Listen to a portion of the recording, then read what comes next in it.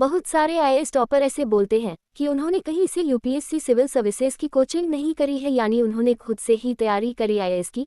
कुछ तो ये भी कहते हैं कोचिंग दिल्ली जाकर ज्वाइन करना वेस्ट है, लेकिन मैं आपको यहाँ पर यह साफ बता दूंगी, यह जरूर हो सकता है कि जिस साल उन्होंने यूपीएससी क्लियर करा हो, यानी कि आईएएस का एग्जाम क्लियर करा हो, उस साल ये हो सकता है कि उन्होंने आईएएस की कोचिंग ना की हो।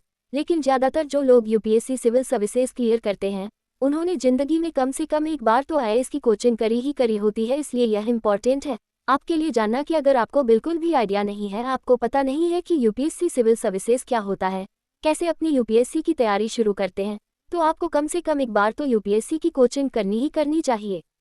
भले ही आप बाद में यूपीएससी सिविल सर्विसेज की कोचिंग ना करें, जब आपका अगर एक बार में इसका एग्जाम नहीं निकलता है, लेकिन कम से कम एक बार समझने के लिए, जल्दी गाइड होने के लिए ऐसे यूपीएससी एस्पायरेंट आपको कोचिंग करनी ही करनी चाहिए।